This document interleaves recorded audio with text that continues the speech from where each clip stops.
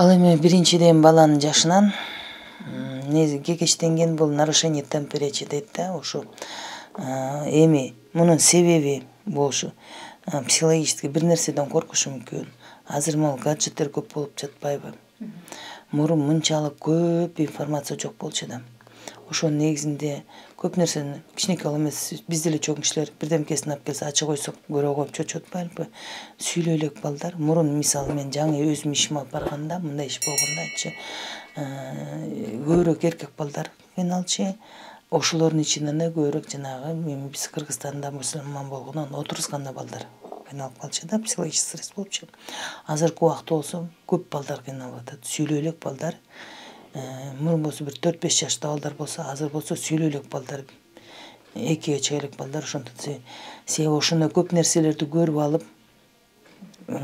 түшүнөн коркуп, түшүнөн ыйлап корккондор бар, ошону кекечтенип. Же болбосо жаңы жерге барганда, жана биздин деле СДВКда өтө тентек балдар, шок балдарыбыз деле көрөнөт, алар да туура эмес кылат да.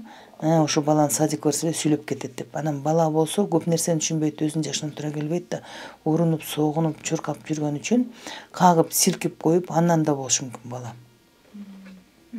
Анан мисалы ушу биздин жанагындай өзгөчө балдарды айтат элем, биринчи түшүндүрүп, тилин чыгарып, анан ошондой бала акча берсе туура болот депчи.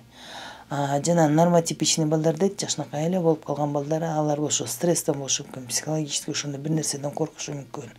Эң жөнөкөй эле айтып атпаймынбы, ушу азыркы технологиянын өскөнүнүн негизинде, ошо гаджеттердин негизинде көп балдар көп нерсе өтө керек эмес информацияларды алып алып, өзүнүн түшүнөн корккон балдар болот.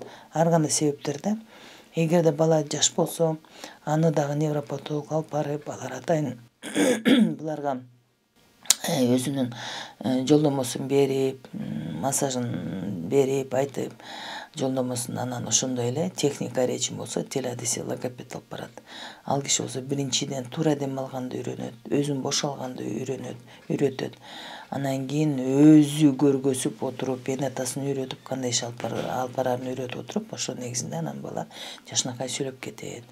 Анан өзгөчөлүгү мектепке барганда, мектепке чейин баланы даярдап туруп, эжекеси менен тааныштырып, эгерде мектеп курагы болуп калса, тааныштырып бул баланы эжекесине, андан кийин бала ошо жаңы жерге барганда, булар болсо жакшынакай үйүндө тааныган кишилердин ичинде тынч эле жүрөт да, анан ошо толкунданат да, жаңы барган жерге, тааныбаган жерде. Ошон үчүн бала көнгүчү, эжекесинин жанына барып, сүрөт тартса да, сүйлөй албаса да сүрөт тартса дагы баарын түшүндүрүп айтып берип, өзү мындай толкунданбай, өзүн бекем сезип, мен түшүнөт, билет деп, ошондой мындай чөйрөдө болуш керек балачы. Ага эжекесинин жардамы керек, мугалимдин.